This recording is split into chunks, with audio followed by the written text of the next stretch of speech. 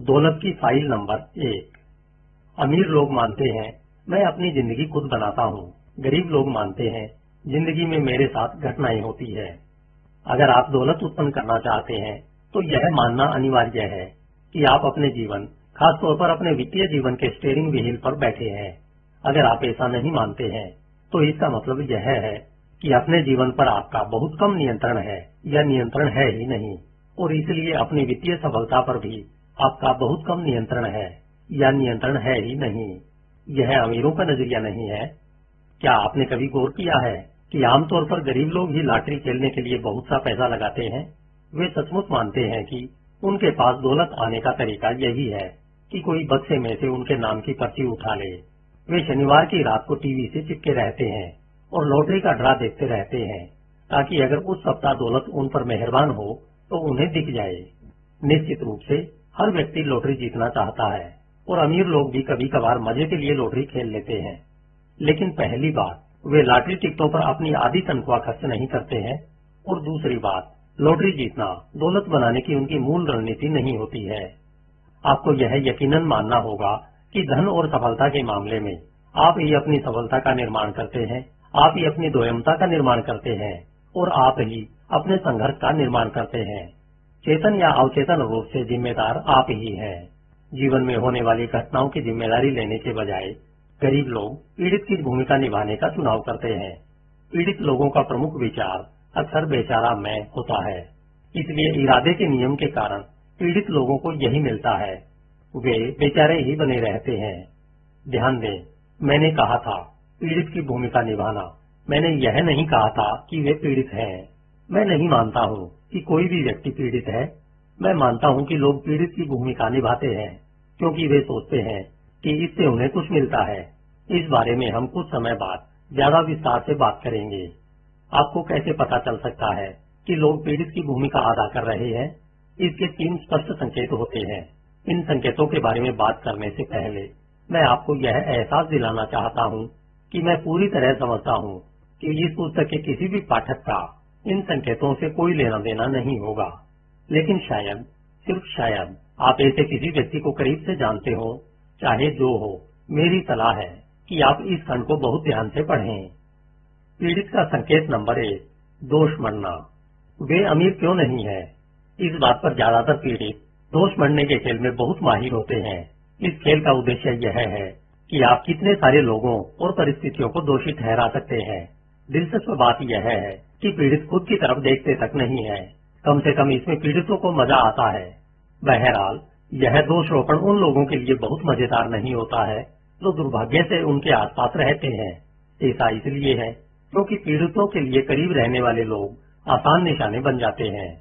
पीड़ित व्यक्ति अर्थव्यवस्था को दोष देते हैं, वे सरकार को दोष देते हैं, वे शेयर बाजार को दोष देते हैं, वे अपने ब्रोकर को दोष देते हैं, वे अपने बिजनेस के प्रकार को दोष देते हैं, वे अपनी कंपनी के मालिक को दोष देते हैं, वे अपने कर्मचारियों को दोष देते हैं, वे अपने मैनेजर को दोष देते हैं, वे हेड ऑफिस को दोष देते हैं, वे अपने अपलाइन या डाउनलाइन को दोष देते हैं, वे कस्टमर सर्विस को दोष देते हैं, वे शिपिंग डिपार्टमेंट को दोष देते हैं, वे अपने पार्टनर को दोष देते हैं, वे अपने जीवन साथी को दोष देते हैं, वे ईश्वर को दोष देते हैं, और जाहिर है वे हमेशा अपने माता पिता को दोष देते हैं। हमेशा कोई न कोई दूसरा व्यक्ति या परिस्थिति होती है जिसे दोषी ठहराया जाता है। समस्या उनके अलावा किसी भी चीज या व्यक्ति में हो सकती है। पीड़ित का संकेत नंबर 2, खुद को सही ठहराना। अगर पीड़ित किसी दूसरे पर दोष नहीं मढ़ रहे हैं तो अक्सर आप पाएंगे कि वे अपनी स्थिति में खुद को सही ठहरा रहे हैं या तर्क दे रहे हैं और इस तरह की बात कह रहे हैं, पैसा सचमुच महत्वपूर्ण नहीं है। अब मैं आपसे यह सवाल पूछता हूँ, अगर आप कहते हैं कि आपका पति या आपकी पत्नी, बॉयफ्रेंड या गर्लफ्रेंड, पार्टनर या दोस्त महत्वपूर्ण नहीं है, तो क्या उनमें से कोई आपके आसपास ज्यादा समय तक रहेगा? मुझे ऐसा नहीं लगता है। इसलिए पैसा भी आपके पास नहीं रहता है। मेरे सेमिनारों में कुछ प्रतिभागी हमेशा मुझसे कहते हैं, आप जानते हैं हार्व, पैसा सचमुच इतना महत्वपूर्ण नहीं है। मैं सीधे उनकी आंखों में देखकर कहता हूँ, आप करके हैं, ठीक है ना? वे आमतौर पर अपने पैरों की तरफ देखने लगते हैं और सीखे निपोड़कर इस तरह का जवाब देते हैं, देखिए, इस वक्त मेरे सामने कुछ आर्थिक कठिनाइयां हैं, लेकिन मैं बीच में ही उनकी बात काट देता हूँ। नहीं, यह इस वक्त की बात नहीं है, यह हमेशा की बात है। आप हमेशा करके या इसके करीब रहे हैं, हाँ या नहीं। इस बिंदु पर वे आमतौर पर सहमति में सिर हिला देते हैं और वापस अपनी सीट पर बैठ जाते हैं।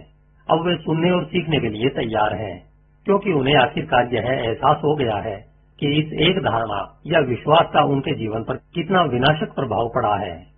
जाहिर है वे करके हैं। अगर आप मोटरसाइकिल को महत्वपूर्ण नहीं मानते हैं, तो क्या आपके पास मोटरसाइकिल होगी? जाहिर है नहीं होगी। अगर आप पालतू तोते को महत्वपूर्ण नहीं मानते हैं, तो क्या आपके पास पालतू तोता होगा? जाहिर है नहीं होगा। इसी तरह से अगर आप पैसे को महत्वपूर्ण नहीं मानते हैं, तो आपके पास पैसा भी नहीं होगा। आप इस ज्ञान से अपने दोस्तों को हैरान कर सकते हैं। कल्पना कीजिए कि आप अपने दोस्तों से बातचीत कर रहे हो और वह आपसे कहे, पैसा महत्वपूर्ण नहीं है। आप अपने माथे पर हाथ रखकर ऊपर देखते हैं, जैसे आपको आसमान से संदेश मिल रहा हो। फिर आप कहते हैं, तुम करते हो। इस पर आपका दोस्त सदमे में बेशक पूछेगा, तुम्हें कैसे पता चला? फिर आप अपनी हथेली फैलाकर जवाब देते हैं, तुम और क्या जानना चाहते हो? परामर्श शुल्क $50 है। मैं इसे साफ साफ अंदाज में बता रहा हूँ। जो भी कहता है कि पैसा महत्वपूर्ण नहीं है, उसके पास पैसा होता ही नहीं है। अमीर लोग पैसे के महत्व और समाज में इसके स्थान को अच्छी तरह से समझते हैं। दूसरी तरफ गरीब लोग अपनी वित्तीय अकुशलता को तार्किक साबित करने के लिए तरह तरह की अतार्किक तुलना करते हैं। वे बहस करते हैं, देखिए पैसा प्रेम जितना महत्वपूर्ण नहीं है, अब यह तुलना मूर्खतापूर्ण है या नहीं? ज्यादा महत्वपूर्ण क्या है, आपका हाथ या पैर? शायद दोनों ही महत्वपूर्ण है। सुनिए दोस्तों, पैसा उन क्षेत्रों में बेहद महत्वपूर्ण है जिनमें यह काम करता है, और उन क्षेत्रों में बहुत महत्वहीन है जिनमें यह काम नहीं करता है। और हालांकि हो सकता है प्रेम से दुनिया चलती हो, लेकिन निश्चित रूप से प्रेम किसी अस्पताल या मकान की इमारत का भुगतान नहीं कर सकता है। यह किसी को भरपेट भोजन भी नहीं खिला सकता है। अब भी यकीन नहीं है? प्रेम से अपने बिलों का भुगतान करने की कोशिश करके देखें। अब भी यकीन नहीं है तो बैंक जाकर कुछ प्रेम जमा करने की कोशिश करें और फिर देखें क्या होता है।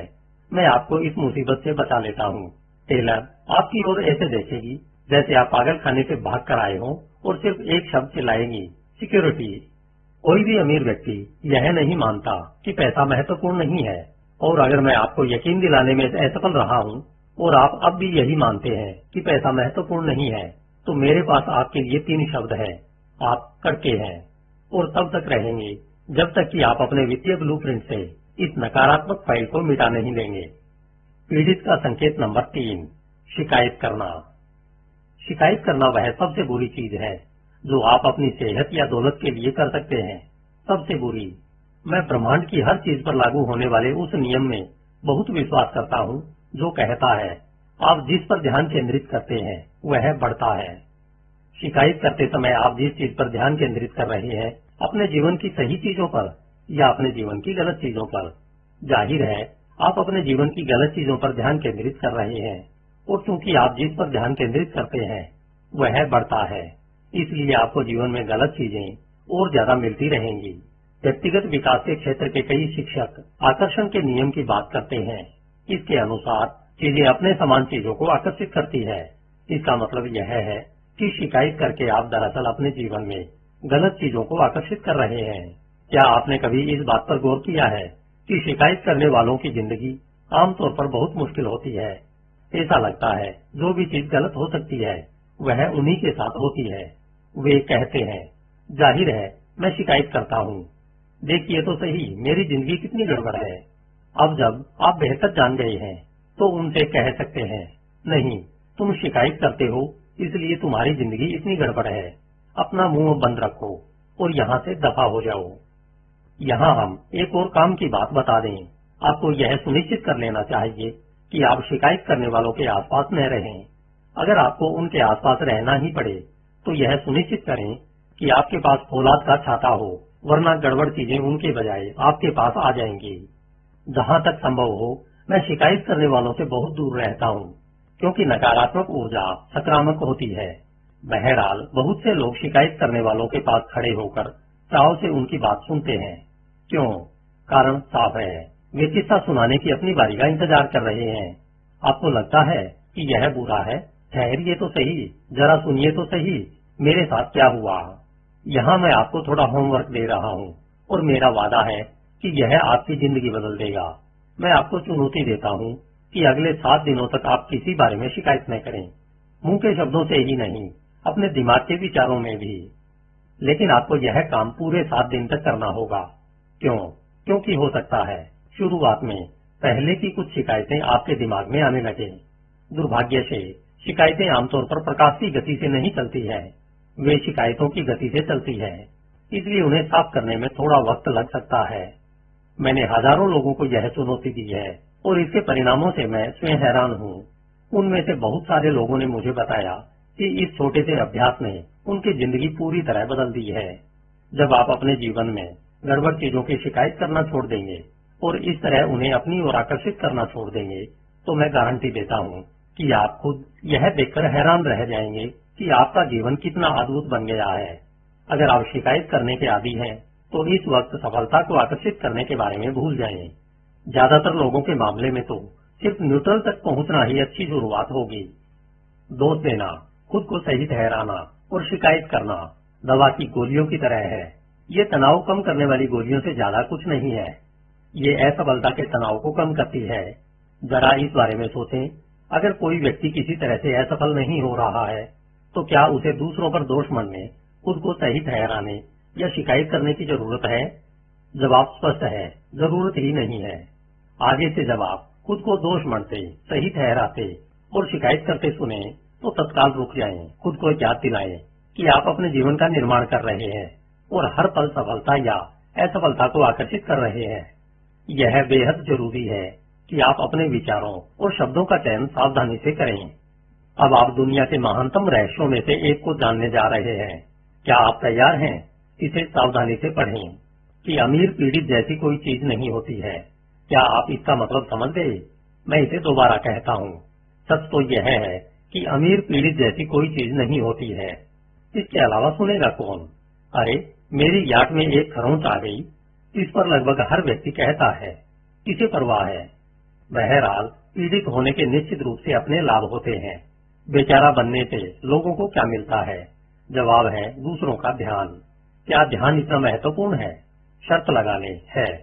किसी न किसी तरह से लगभग हर व्यक्ति इसी के लिए जीता है, और जिस कारण लोग ध्यान के लिए जीते हैं वह यह है कि उन्होंने एक गंभीर गलती कर दी है। यह वही गलती है जो हम में से लगभग सभी ने की है।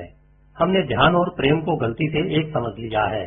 मेरा यकीन करें, सचमुच खुश और सफल बनना लगभग असंभव है अगर आप लगातार दूसरों का ध्यान पाने की इच्छा रखते हैं, क्योंकि अगर आप ध्यान चाहते हैं तो आप दूसरों की दया पर हैं।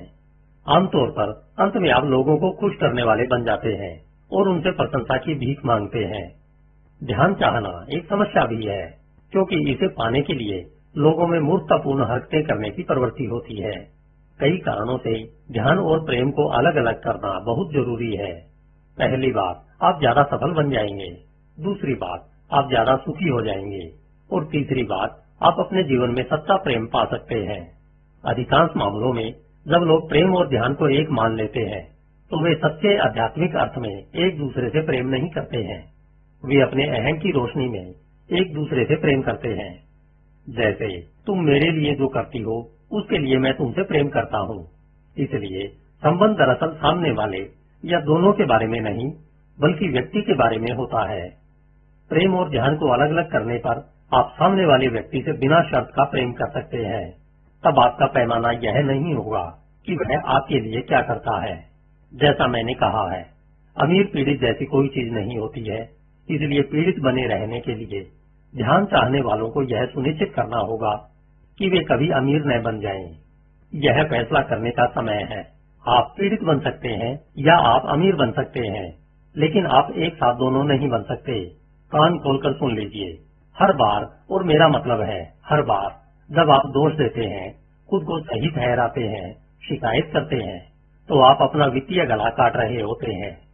निश्चित रूप से यहाँ पर ज्यादा दयालु और नम्र शब्दों का प्रयोग करना अच्छा होता, लेकिन उसे छोड़िए। फिलहाल मेरी दिलचस्पी दयालु या नम्र होने में नहीं है। मेरी दिलचस्पी तो आपको यह दिखाने में है कि आप अपने साथ क्या कर रहे हैं। बाद में जब आप अमीर बन जाएंगे, तब हम ज्यादा दयालु और नम्र हो सकते हैं, ठीक है ना? अब अपनी शक्ति पहचानने का समय है और यह स्वीकार करने का कि आप अपने जीवन में मौजूद हर चीज का निर्माण करते हैं और उसका भी जो आपके जीवन में नहीं है। यह जान लें कि आप अपनी दौलत, अपनी कंगाली और इन दोनों के बीच के हर स्तर का निर्माण करते हैं। घोषणा दिल पर हाथ रखकर कहें, अपनी वित्तीय सफलता के स्तर का निर्माण मैं खुद करता हूँ। अपना सिर छूकर कहें, मेरे पास मिलेनियर मस्तिष्क है। मिलेनियर मस्तिष्क की गतिविधियां। नंबर 1, जब भी आप देखें कि आप दोष मढ़ रहे हैं, खुद को सही ठहरा रहे हैं या शिकायत कर रहे हैं, तो हर बार अपनी तर्जनी उंगली अपने गले पर फेरें ताकि आपको तत्काल याद आ जाए कि आप अपना वित्तीय गला काट रहे हैं। एक बार फिर, हालांकि खुद के गले पर उंगली फेरना थोड़ा अजीब लग सकता है, लेकिन यह दोष देकर, खुद को सही ठहराकर या शिकायत करके अपना पूरा करने से ज्यादा अजीब नहीं है। और अंततः यह क्रिया इन विनाशकारी आदतों को खत्म कर देगी। नंबर 2, एक डीब्रीफ करें। हर रात सोने से पहले एक ऐसी चीज लिख लें जो अच्छी तरह हुई और एक ऐसी चीज लिख लें जो अच्छी तरह नहीं हुई। फिर आगे बताए गए सवाल का जवाब लिख लें, मैंने किस तरह इनमें से प्रत्येक परिस्थिति का निर्माण किया। अगर दूसरे लोग शामिल हों तो खुद से पूछें, इनमें से प्रत्येक स्थिति का निर्माण करने में मेरी भूमिका क्या थी। यह अभ्यास आपको अपने जीवन के प्रति जवाबदेह बनाएगा और उन रणनीतियों के बारे में जागरूक भी बनाएगा जो आपके लिए काम कर रही है या नहीं कर रही है।